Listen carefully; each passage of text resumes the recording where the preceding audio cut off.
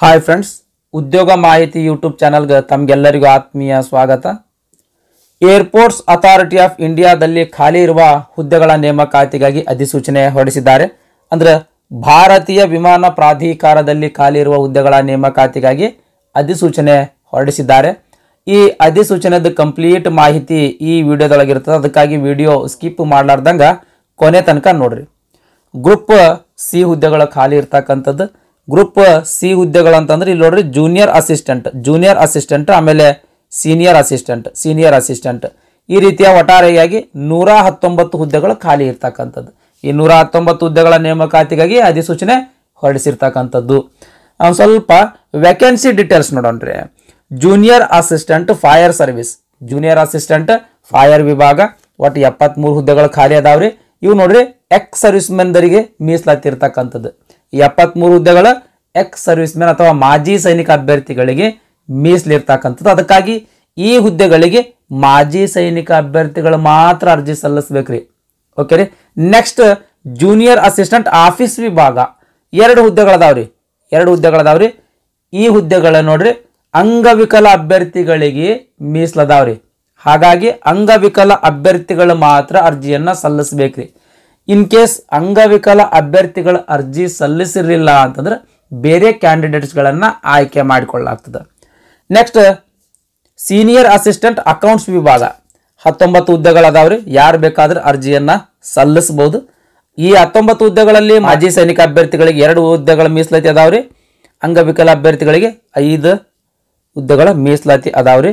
ವೇತನ ಶ್ರೇಣಿ ನೋಡೋದಾದ್ರೆ ಜೂನಿಯರ್ ಅಸಿಸ್ಟೆಂಟ್ ಹುದ್ದೆಗಳಿಗೆ 31,000 ರೂಪಾಯಿ ಪೇಮೆಂಟ್ ಇರ್ತದೆ ರೀ. ಪ್ರತಿ ತಿಂಗಳಿಗೆ 31,000 ರೂಪಾಯಿ ಪೇಮೆಂಟ್ ಇರ್ತದ. ಆಮೇಲೆ ಸೀನಿಯರ್ ಅಸಿಸ್ಟೆಂಟ್ದವರಿಗೆ 36,000 ರೂಪಾಯಿ ಪ್ರತಿ ತಿಂಗಳಿಗೆ ಪೇಮೆಂಟ್ ಇರ್ತದ. ಇದರ ಹೊರತಾಗಿ ಇನ್ ಅಡಿಷನ್ ಆಗಿ DS ಸಿಗ್ತದ, HRS ಸಿಗ್ತದ, CCL ಸಿಗ್ತದ, ಚಿಲ್ಡ್ರನ್ ಎಜುಕೇಶನ್ ಅಲವೆನ್ಸ್ ಸಿಗ್ತದ. ಈ ರೀತಿಯ ಇನ್ ಅಡಿಷನ್ ಆಗಿ ಅಲೋವೆನ್ಸಸ್ಗಳು ಸಿಗ್ತಾವ ಸ್ನೇಹಿತರೆ. ಇದು ಕೇಂದ್ರ ಸರ್ಕಾರದ ಹುದ್ದೆ ಸ್ನೇಹಿತರೆ, ಕೇಂದ್ರ ಸರ್ಕಾರದ ಖಾಯಂ ಹುದ್ದೆ. ಇದು ನೆನಪಿರಲಿ ನಿಮಗೆ. ಆಮೇಲೆ ನೆಕ್ಸ್ಟ್ ಅಂಗವಿಕಲ ಅಭ್ಯರ್ಥಿ ಒಳಗೆ ಯಾರು ಅರ್ಜಿ ಸಲ್ಲಿಸಬಹುದು ಅಂತ ಇಲ್ಲಿ ಡಿಟೇಲ್ಡ್ ಆಗಿ ಕೊಟ್ಟಾರ ಸ್ನೇಹಿತರೆ. ದಯಮಾಡಿ ವಿಡಿಯೋ ಪಾಸ್ ಮಾಡಿ ನೋಡ್ರಿ. ಆಮೇಲೆ ಈ ನೋಟಿಫಿಕೇಶನ್ ನಮ್ಮ ಗ್ರೂಪಿಗೆ ಶೇರ್ ಮಾಡಿರ್ತೀವಿ.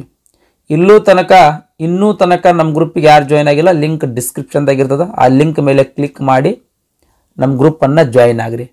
ಯಾಕಂದ್ರೆ ನಾವು ರೆಗ್ಯುಲರ್ ಜಾಬ್ ಅಪ್ಡೇಟ್ಸ್ ಕೊಡ್ತಾ ಇರ್ತೀವಿ. ಓಕೆ ರೀ. ಈ ಬೆಂಚ್ ಮಾರ್ಕ್ ಡಿಸೆಬಿಲಿಟಿ ಏನದಲ್ಲ ಒಮ್ಮೆ ನೋಡ್ಕೊಳ್ರಿ ಸ್ನೇಹಿತರೆ. ಅಂಗವಿಕಲ ಅಭ್ಯರ್ಥಿಗಳೊಳಗೆ ಯಾವ ಅಂಗವಿಕಲ ವೈಫಲ್ಯ ಇರ್ತಕ್ಕಂಥವ್ರು ಅರ್ಜಿ ಸಲ್ಲಿಸಬಹುದು ಅಂತ ಒಮ್ಮೆ ನೀಟಾಗಿ ಓದ್ಕೊಳ್ರಿ ಸ್ನೇಹಿತರೆ. ನೀವು ಎಲಿಜಿಬಲ್ ಇದ್ರಿ ಅಂತಂದ್ರೆ ಅರ್ಜಿಯನ್ನು ಸಲ್ಲಿಸಬಹುದು.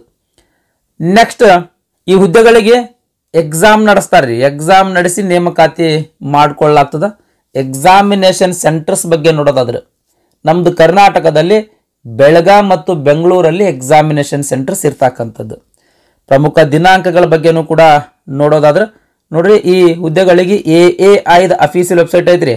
ಆ AAI ಅಫೀಸಿಯಲ್ ವೆಬ್ಸೈಟ್ಗೆ ಹೋಗಿ ಅರ್ಜಿ ಸಲ್ಲಿಸ್ಬೇಕ್ರಿ. ಅರ್ಜಿ ಸಲ್ಲಿಸ್ಲಕ್ಕ ಪ್ರಾರಂಭ ದಿನಾಂಕ ಡಿಸೆಂಬರ್ 27, 2023 ಆಗಿರ್ತದ. ಅರ್ಜಿ ಸಲ್ಲಿಸ್ಲಕ್ಕ ಕೊನೆಯ ದಿನಾಂಕ ಜನವರಿ 26, 2024 ಆಗಿರ್ತದೆ. ಅಷ್ಟರೊಳಗ ನೀವು ಅರ್ಜಿಯನ್ನು ಸಲ್ಲಿಸ್ಬೇಕು. ನೆಕ್ಸ್ಟ್ ವಯೋಮಿತಿ ಬಗ್ಗೆ ನೋಡೋಣ ಸ್ನೇಹಿತರೆ. ಏಜ್ ಕ್ರಿಟೇರಿಯಾ ಬಗ್ಗೆ ನೋಡೋಣ್ರಿ. 18ರಿಂದ 30 ವರ್ಷದ ಒಳಗಿನವರು ಎಲ್ಲರೂ ಅರ್ಜಿಯನ್ನು ಸಲ್ಲಿಸಬಹುದು. ಅಂದ್ರೆ ಈ ಹುದ್ದೆಗಳಿಗೆ ಅರ್ಜಿ ಸಲ್ಲಿಸಬೇಕಾಗಿತ್ತು ಅಂದ್ರೆ ಕನಿಷ್ಠ 18 ವರ್ಷ ವಯಸ್ಸಾಗಿರ್ಬೇಕು, ಗರಿಷ್ಠ 30 ವರ್ಷ ಮೀರಿರಬಾರ್ದ್ರಿ. ಯಾವ ಡೇಟಿಗೆ? ಡಿಸೆಂಬರ್ 20, 2023 ಈ ದಿನಾಂಕಕ್ಕೆ ನಿಮ್ಗೆ 18 ವರ್ಷ ವಯಸ್ಸಾಗಿರ್ಬೇಕು. ಈ ದಿನಾಂಕಕ್ಕೆ ನಿಮ್ಮದು 30 ವರ್ಷ ಮೀರಿರಬಾರ್ದ್ರಿ. ಇದ್ರ ಮೇಲೆ ಇನ್ ಅಡಿಷನ್ ಆಗಿ ಏಜ್ ರಿಲ್ಯಾಕ್ಸೇಷನ್ ಕೂಡ ಕೊಡಲಾಗ್ತದೆ. As per central government rule ಪ್ರಕಾರ OBC ಕ್ಯಾಂಡಿಡೇಟಿಗೆ 3 ವರ್ಷ, SC ST ಕ್ಯಾಂಡಿಡೇಟಿಗೆ 5 ವರ್ಷ, ಎಕ್ಸ್ ಸರ್ವಿಸ್ ಮೆನ್ ಮಾಜಿ ಸೈನಿಕ ಅಭ್ಯರ್ಥಿಗಳಿಗೆ 3 ವರ್ಷ. ಆಮೇಲೆ in case airport authority of ಇಂಡಿಯಾದೊಳಗೆ ಈಗಾಗಲೇ ಕೆಲಸ ಮಾಡ್ತಿದ್ರೆ ಅಂದ್ರೆ ಅವರಿಗೆ 10 ವರ್ಷ, ಅಂಗವಿಕಲ ಅಭ್ಯರ್ಥಿಗಳಿಗೆ 10 ವರ್ಷ. ಆಮೇಲೆ ವಿಡವ್, ಡಿವೋರ್ಸ್ಡ್ ವುಮೆನ್, ಆಮೇಲೆ women judicial separated from their husband ಇವರಿಗೆ ಅಪ್ ಟು 35 ವರ್ಷ ಅಥವಾ 40 ವರ್ಷ ತನಕ ಅರ್ಜಿಯನ್ನು ಸಲ್ಲಿಸಬಹುದು. ಈ ರೀತಿ ಏಜ್ ರಿಲ್ಯಾಕ್ಸೇಷನ್ ಕೂಡ ಇರ್ತದೆ. ನೆಕ್ಸ್ಟ್ ಕ್ವಾಲಿಫಿಕೇಶನ್ ಬಗ್ಗೆ ನೋಡೋಣ ಸ್ನೇಹಿತರೆ. Education qualification. ಈ ಹುದ್ದೆಗಳಿಗೆ ಅರ್ಜಿ ಸಲ್ಲಿಸಬೇಕಾದ್ರೆ ಏನು ಓದಿರಬೇಕು ಅಂತ ಅನ್ನೋದ್ರ ಬಗ್ಗೆ ನೋಡೋಣ ಸ್ನೇಹಿತರೆ. ಮೊದಲನೇದ ಜೂನಿಯರ್ ಅಸಿಸ್ಟೆಂಟ್ ಫೈರ್ ಸರ್ವಿಸ್, ಏನು ಮಾಜಿ ಸೈನಿಕ ಅಭ್ಯರ್ಥಿಗಳಿಗೆ ಹುದ್ದೆಗಳ ಮೀಸಲಾತಿ ಅದಾವಲ್ರಿ, ಅವ್ರು ನೋಡ್ರಿ ಡಿಪ್ಲೊಮಾ ಇನ್ ಮೆಕ್ಯಾನಿಕಲ್ ಆಟೋಮೊಬೈಲ್ ಅಥವಾ ಫೈರ್ ಈ ಎಂಜಿನಿಯರ್ ಮುಗಿಸಿದ್ರಿ ಅಂತಂದ್ರೆ ಅರ್ಜಿ ಸಲ್ಲಿಸ್ಬೋದು. ಇನ್ ಕೇಸ್ ಡಿಪ್ಲೊಮಾ ನೀವು ಮುಗಿಸಿದಿಲ್ಲ ಅಂದ್ರೆ ಜಸ್ಟ್ PUC ಪಾಸ್ ಆಗಿದ್ರಾ ಅರ್ಜಿ ಸಲ್ಲಿಸ್ಬೋದು, ನೋ ವರಿ. ಆದ್ರೆ ಡ್ರೈವಿಂಗ್ ಲೈಸೆನ್ಸ್ ಬೇಕ್ರಿ, ಕಂಪಲ್ಸರಿ ಡ್ರೈವಿಂಗ್ ಲೈಸೆನ್ಸ್ ಬೇಕ್ರಿ. ಹೆವಿ ವೆಹಿಕಲ್ ಡ್ರೈವಿಂಗ್ ಲೈಸೆನ್ಸ್ ಇದ್ರೂ ನಡೀತದ, ಇಲ್ಲಾಂದ್ರೆ ಮೀಡಿಯಂ ವೆಹಿಕಲ್ ಲೈಸೆನ್ಸ್ ಇದ್ರೂ ನಡೀತದ, ಇಲ್ಲಾಂದ್ರೆ valid light motor vehicle licence ಇದ್ರೂ ಕೂಡ ನಡೀತದ. ಮೀಡಿಯಂ ವೆಹಿಕಲ್ ಲೈಸೆನ್ಸ್ ನಿಮ್ ಕಡೆ ಇತ್ತಂತ ತಿಳ್ಕೊಡ್ರಿ, ಈ ಲೈಸೆನ್ಸ್ 1 ವರ್ಷದಕ್ಕಿಂತ ಮೊದಲೇ ತಗೊಂಡಿರ್ಬೇಕು. ಲೈಟ್ ಮೋಟರ್ ವೆಹಿಕಲ್ ಲೈಸೆನ್ಸ್ ಇತ್ತು ಅಂದ್ರೆ 2 ವರ್ಷದಕ್ಕಿಂತ ಮುಂಚೆನೆ ನೀವು ಲೈಸೆನ್ಸ್ ಪಡ್ಕೊಂಡಿರ್ಬೇಕು, ಅಂದ್ರೆ ಮಾತ್ರ ಅರ್ಜಿ ಸಲ್ಲಿಸಬಹುದು. ಇಲ್ಲಾಂದ್ರೆ ಅರ್ಜಿ ಸಲ್ಲಿಸಕ್ ಬರಂಗಿಲ್ರಿ. ಟೆಂಪರರಿ ಆಮೇಲೆ ಲರ್ನಿಂಗ್ ಲೈಸೆನ್ಸ್ ಇವೆಲ್ಲ ಅಕ್ಸೆಪ್ಟ್ ಆಗಂಗಿಲ್ಲ. ಲೈಸೆನ್ಸ್ ಇರಲಿಲ್ಲ ಅಂತಂದ್ರೆ ಅರ್ಜಿ ಸಲ್ಲಿಸ್ಲಕ್ ನೀವು ಎಲಿಜಿಬಲ್ ಇಲ್ಲ ಅಂತಾನೆ ಅರ್ಥ. ನೆಕ್ಸ್ಟ್ ಫಿಸಿಕಲ್ ಸ್ಟ್ಯಾಂಡರ್ಡ್ಸ್ ಬಗ್ಗೆ ನೋಡೋದಾದ್ರೆ ಪುರುಷ ಅಭ್ಯರ್ಥಿಗಳ 167 ಸೆಂಟಿಮೀಟರ್ ನಿಮ್ದು ಹೈಟ್ ಇದ್ದು, 81 ಸೆಂಟಿಮೀಟರ್ ಎದೆ ಸುತ್ತಳತೆ ಇದ್ದು, ಎಕ್ಸ್ಪಾನ್ಷನ್ ಮಾಡಿದ್ರೆ 5 ಸೆಂಟಿಮೀಟರ್ ಹಿಗ್ತಿತ್ತು ಅಂದ್ರೆ ಅಂತ ಪುರುಷ ಅಭ್ಯರ್ಥಿಗಳ ಈ ಹುದ್ದೆಗಳಿಗೆ ಅರ್ಜಿಯನ್ನು ಸಲ್ಲಿಸಬಹುದು. ನೆಕ್ಸ್ಟ್ ಇದು ಮಹಿಳಾ ಅಭ್ಯರ್ಥಿಗಳದ ಹೈಟ್ ನೋಡ್ರಿ 157 ಸೆಂಟಿಮೀಟರ್ ಹೈಟ್ ಇರಬೇಕು, 45 kg ವೇಟ್ ಇರಬೇಕು. ಅಂಥವ್ರು ಈ ಹುದ್ದೆಗಳಿಗೆ ಅರ್ಜಿಯನ್ನು ಸಲ್ಲಿಸಬಹುದು. ನೆಕ್ಸ್ಟ್ ಜೂನಿಯರ್ ಅಸಿಸ್ಟೆಂಟ್ ಆಫೀಸ್ ವಿಭಾಗ. ಜೂನಿಯರ್ ಅಸಿಸ್ಟೆಂಟ್ ಆಫೀಸ್ ವಿಭಾಗ ಯಾವುದಾದ್ರೂ ಪದವಿ ಮುಗಿಸಿದ್ರಿ ಅಂತಂದ್ರೆ ಅರ್ಜಿಯನ್ನು ಸಲ್ಲಿಸಬಹುದು. ಜಸ್ಟ್ ಡಿಗ್ರಿ ಮುಗಿಸಿದ್ರೆ ಅರ್ಜಿ ಸಲ್ಲಿಸಬಹುದ್ರಿ. ನೆಕ್ಸ್ಟ್ ಸೀನಿಯರ್ ಅಸಿಸ್ಟೆಂಟ್ ಎಲೆಕ್ಟ್ರಾನಿಕ್ಸ್ ವಿಭಾಗ. ಡಿಪ್ಲೊಮಾದಲ್ಲಿ ಇಲೆಕ್ಟ್ರಾನಿಕ್ಸ್, ಟೆಲಿಕಮ್ಯುನಿಕೇಶನ್ ಅಥವಾ ರೇಡಿಯೋ ಇಂಜಿನಿಯರಿಂಗ್ ಈ ಮೂರದೊಳಗೆ ಯಾವುದಾದ್ರೂ ಒಂದು ಸ್ಟ್ರೀಮ್ನಲ್ಲಿ ಡಿಪ್ಲೊಮಾ ಕೋರ್ಸ್ ಅನ್ನ ಮುಗಿಸಿರ್ಬೇಕು. ಆಮೇಲೆ 2 ವರ್ಷದ ರಿಲೆವೆಂಟ್ ಫೀಲ್ಡ್ ಒಳಗೆ ಎಕ್ಸ್ಪೀರಿಯನ್ಸ್ ಅನ್ನ ಹೊಂದಿರ್ಬೇಕು ಸ್ನೇಹಿತರೆ. ನೆಕ್ಸ್ಟ್ ಸೀನಿಯರ್ ಅಸಿಸ್ಟೆಂಟ್ ಅಕೌಂಟ್ಸ್ ವಿಭಾಗ. ಬಿಕಾಮ್ ಮುಗಿದಿತ್ತ ಅರ್ಜಿ ಸಲ್ಲಿಸಬಹುದ್ರಿ, ಆದ್ರೆ 2 ವರ್ಷದ ಎಕ್ಸ್ಪೀರಿಯನ್ಸ್ ಬೇಕ್ರಿ.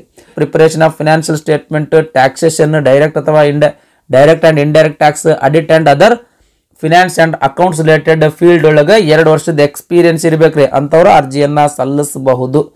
ನೆಕ್ಸ್ಟ್ ಸೆಲೆಕ್ಷನ್ ಪ್ರಾಸೆಸ್ ಅಂದ್ರೆ ನೇಮಕಾತಿ ವಿಧಾನದ ಬಗ್ಗೆ ನೋಡೋದ್ರೆ ಜೂನಿಯರ್ ಅಸಿಸ್ಟೆಂಟ್ ಫೈರ್ ಸರ್ವಿಸ್ ದರಿಗೆ ಕಂಪ್ಯೂಟರ್ ಬೇಸ್ಡ್ ಟೆಸ್ಟ್ ಇರ್ತದ, 2 ತಾಸು ಸಮಯಾವಕಾಶ ಇರ್ತದ, 100 ಮಾರ್ಕ್ಸ್ ಇಂದ ಎಕ್ಸಾಮ್ ಇರ್ತದ. ಪಾಸ್ ಆಗ್ಬೇಕಾದ್ರೆ 50 ಮಾರ್ಕ್ಸ್ ತಗೋಬೇಕು. ಸಿಲೆಬಸ್ ಇಲ್ಲಿ ಕೊಟ್ಟಾರ ಸ್ನೇಹಿತರೆ, ವಿಡಿಯೋ ಪಾಸ್ ಮಾಡಿ ನೋಡ್ರಿ. ನೆಕ್ಸ್ಟ್ ಈ ಕಂಪ್ಯೂಟರ್ ಬೇಸ್ಡ್ ಟೆಸ್ಟ್ ಪಾಸ್ ಆದ್ಮೇಲೆ ನೆಕ್ಸ್ಟ್ ಫಿಸಿಕಲ್ ಮೆಜರ್ಮೆಂಟ್ ಟೆಸ್ಟ್ ತೊಗೊಳ್ತಾರೆ ಸ್ನೇಹಿತರೆ. ಫಿಸಿಕಲ್ ಮೆಜರ್ಮೆಂಟ್ ಟೆಸ್ಟ್ ತೊಗೊತಾರ, ಆಮೇಲೆ ಡ್ರೈವಿಂಗ್ ಟೆಸ್ಟ್ ತಗೊಳ್ತಾರೆ. ಈ ಎಲ್ಲ ಟೆಸ್ಟ್ ಒಳಗೆ ಪಾಸ್ ಆದಂಥ ಅಭ್ಯರ್ಥಿಗಳನ್ನು ನೇಮಕಾತಿ ಮಾಡ್ಕೊಳ್ತಾರೆ. ಈ ಫಿಸಿಕಲ್ ಎಂಜುರೆನ್ಸ್ ಟೆಸ್ಟ್ ಬಗ್ಗೆ ಇಲ್ಲಿ ಮಾಹಿತಿ ಕೊಟ್ಟಿದ್ದಾರೆ, ದಯಮಾಡಿ ವಿಡಿಯೋ ಪಾಸ್ ಮಾಡಿ ನೋಡ್ರಿ.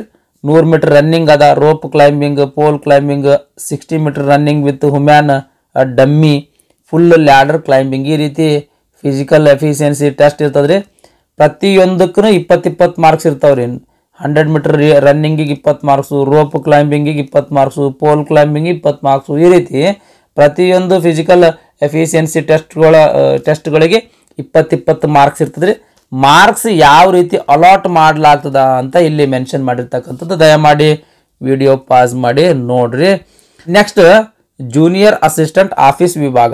ಎಕ್ಸಾಮ್ ಎಲ್ಲ ಹುದ್ದೆಗಳಿಗೆ ಎಕ್ಸಾಮ್ ಇರ್ತದ್ರಿ. ಕಂಪ್ಯೂಟರ್ ಬೇಸ್ಡ್ ಟೆಸ್ಟ್ ಇದು ನಾರ್ಮಲ್, ಎಲ್ಲ ಹುದ್ದೆಗಳಿಗೆ ಈ ಎಕ್ಸಾಮ್ ಇರ್ತದೆ. 100 ಮಾರ್ಕ್ಸಿಂದ ಎಕ್ಸಾಮ್, 2 ತಾಸು ಸಮಯಾವಕಾಶ. ಆಮೇಲೆ ಇದು ಆದಮೇಲೆ ಕಂಪ್ಯೂಟರ್ ಲಿಟ್ರಸಿ ಟೆಸ್ಟ್ ಅಂತ ತಗೊಳ್ತಾರೆ. MS ಆಫೀಸ್ ಬಗ್ಗೆ ನಿಮಗೆ ಎಷ್ಟು ನಾಲೆಜ್ ಆದ ಅಂತ ಒಂದು ಕಂಪ್ಯೂಟರ್ ಲಿಟ್ರಸಿ ಟೆಸ್ಟ್ ಅನ್ನ ತಗೊಳ್ಳಾಗ್ತದೆ. ಈ 2 ಟೆಸ್ಟ್ ಒಳಗೆ ಪಾಸ್ ಆದಂಥ ಅಭ್ಯರ್ಥಿಗಳನ್ನ ನೇಮಕಾತಿ ಮಾಡ್ಕೊಳ್ಳಾಗ್ತದೆ. ಸಿಲೆಬಸ್ ನೋಡೋದಾದ್ರೆ ಕಂಪ್ಯೂಟರ್ ಬೇಸ್ಡ್ ಎಕ್ಸಾಮಿನೇಷನ್ ಸಿಲೆಬಸ್ ನೋಡೋದಾದ್ರೆ ಇಲ್ಲಿ ಕೊಟ್ಟಿದ್ದಾರೆ ಸ್ನೇಹಿತರೆ, ವಿಡಿಯೋ ಪಾಸ್ ಮಾಡಿ ನೋಡ್ರಿ. ನೆಕ್ಸ್ಟ್ ಸೀನಿಯರ್ ಅಸಿಸ್ಟೆಂಟ್ ಎಲೆಕ್ಟ್ರಾನಿಕ್ಸ್ ವಿಭಾಗ. ಇದಕ್ಕೂ ಕೂಡ ಸೇಮ್ ಸ್ನೇಹಿತರೆ, ಒಂದು ಕಂಪ್ಯೂಟರ್ ಬೇಸ್ಡ್ ಎಕ್ಸಾಮ್ ಇರ್ತದೆ, 100 ಮಾರ್ಕ್ಸ್ ಇಂದ ಎಕ್ಸಾಮ್, 2 ತಾಸು ಸಮಯಾವಕಾಶ ಇರ್ತದೆ. ಇಲ್ಲಿ ಸಿಲೆಬಸ್ ಕೊಟ್ರ, ವಿಡಿಯೋ ಪಾಸ್ ಮಾಡಿ ನೋಡ್ರಿ.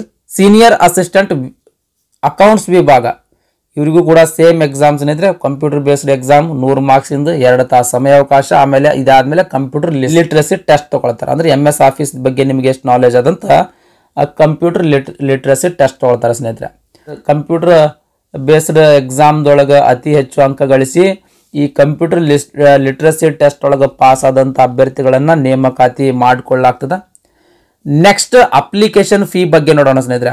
ಮಹಿಳಾ ಅಭ್ಯರ್ಥಿಗಳು, SC ST ex service man, ಆಮೇಲೆ ಅಂಗವಿಕಲ ಅಭ್ಯರ್ಥಿಗಳಿಗೆ ಯಾವುದೇ ರೀತಿಯ ಅರ್ಜಿ ಶುಲ್ಕ ಇರಂಗಿಲ್ರಿ. ಈ ಅಭ್ಯರ್ಥಿಗಳನ್ನು ಹೊರತುಪಡಿಸಿ ಉಳಿದಂಥ ಎಲ್ಲ ಅಭ್ಯರ್ಥಿಗಳಿಗೆ 1000 ರೂಪಾಯಿ ಅರ್ಜಿ ಶುಲ್ಕ ಇರ್ತದೆ. ಅಂದ್ರೆ ಸಾಮಾನ್ಯ ವರ್ಗದ ಅಭ್ಯರ್ಥಿಗಳು, ಆಮೇಲೆ OBC EWS ಈ ಅಭ್ಯರ್ಥಿಗಳಿಗೆ 1000 ರೂಪಾಯಿ ಅರ್ಜಿ ಶುಲ್ಕ ಇರ್ತದ್ರಿ. ಅರ್ಜಿ ಹೆಂಗೆ ಸಲ್ಲಿಸ್ಬೇಕಂತ ಇಲ್ಲಿ ಪ್ರೊಸೀಜರ್ ಒಮ್ಮೆ ಕೊಟ್ಟಾರೆ. ಇಲ್ಲಿ ಪ್ರೊಸೀಜರ್ ಕೊಟ್ಟಾರೆ ಕಂಪ್ಲೀಟ್ ಆಗಿ. ಏನಂದ್ರೆ ಈ ನೋಟಿಫಿಕೇಶನ್ದ ಈ guidelines for filling up online application ಅನ್ನು ಒಮ್ಮೆ ನೀಟಾಗಿ ಓದ್ಕೊಳ್ರಿ. ಓದಿ ಅರ್ಜಿಯನ್ನ ಸಲ್ಲಿಸ್ಲಾಕ ಸ್ಟಾರ್ಟ್ ಮಾಡ್ರಿ. ಇದಿಷ್ಟು ಭಾರತೀಯ ವಿಮಾನ ಪ್ರಾಧಿಕಾರದಿಂದ ಹೊರಡಿಸಿರ್ತಕ್ಕಂಥ ಅಧಿಸೂಚನೆಯ ಸಂಪೂರ್ಣವಾದಂಥ ಮಾಹಿತಿಯಾಗಿತ್ತು.